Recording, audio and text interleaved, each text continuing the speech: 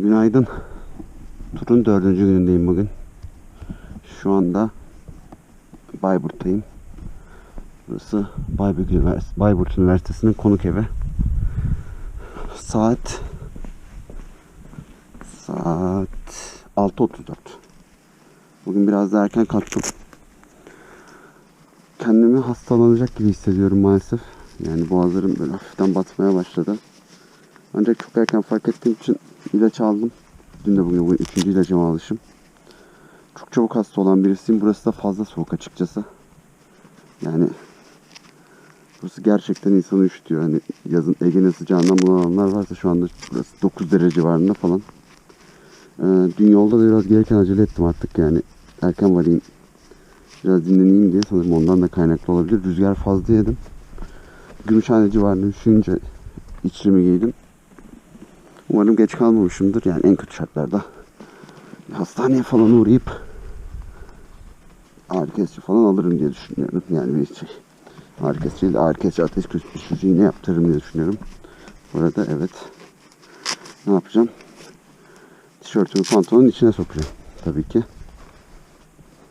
Ciddi bir durum. Belimden soğuk almak istemiyorum. Şimdi otururken belimin açıldığını fark ettim. Yani hasta olmamam lazım. İşin kısacası bu. Çünkü hasta olursam daha çok yolum var. Yani bugünden sonra daha 3 günüm daha var ve 3 günlük sürüşlerde yani Giresun Kastamonu ve Kastamonu Kütahya arası ve Kütahya Didim arası 3 de kısa sürüşler olmayacak. İşte uzun sürüş olacak. Burada kesinlikle seli yumuşatmaktan ziyade her motorda bu sıkıntıyı çektiğim için şeye karar verdim. Airhawk almaya karar verdim. Evet, biraz pahalı, 1000 lira civarında ama yapacak bir şey yok. Sonuçta buna ihtiyaç var. Bunu alacağım. Onu her motorda kullanabileceğim. Çünkü gerçekten benim şu anda bu yolculuk boyunca konforumu tek azaltan şey yani selenin sertliği ve ağrı. Bel ağrısı. Popo ağrısı tabii ki. Yani bunları çözersem benim için çok daha konforlu olacak. Çünkü o ağrı yüzünden sürekli daha çabuk varmaya çalışıyorum gittiğim yere. Yani acele ettiriyor beni ya da mola sürem çok artıyor. Onun bir önüne geçmem lazım. Navigasyonu açtım komple. Bütün yol navigasyonla gideceğim. Her şeyin şarjı full. Bir sıkıntı olmayacağını düşünüyorum. Yine bugünlük kilometre 422 kilometre yapmışım. Şehir içiyle beraber. Evet. Biraz soğuk motorun ısınmasını izin vereyim. Durumlar böyle. Bugün büyük gün.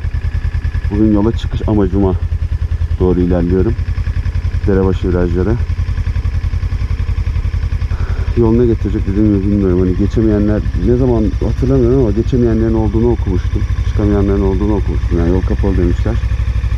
İşte çok sağla solla muhatap olmak istemediğim için de erken çıkıyorum. Hepinize iyi seyirler dilerim yine bugün. Umarım bugün turun en keyifli günü olacak. En keyifli gününden ziyade amacına ulaşıldığı gün olacak. Saçma bu dönüşü isteyen bir çıkışı var böyle. Umarım şuradan dönüyordur. Bakacağım. Bir şey olursa geri döneceğim. Orada bayağı büyük bir kampüs. Yani devasa bir kampüs burası.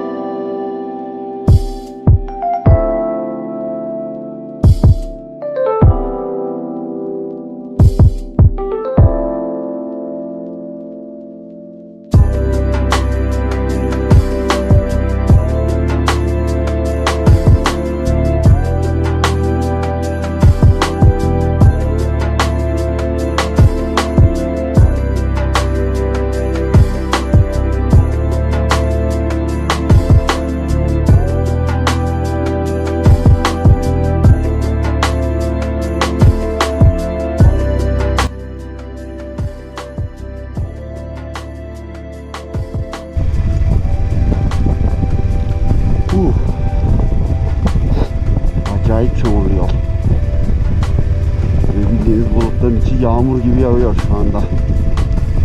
Kaskımdan sular damlıyor. Güzel açık gidiyorum muhtemelen. Şu anda kameradan da hiçbir şey görünmüyor diye tahmin ediyorum. Aşırı sis var. Of, kendini gösterdi.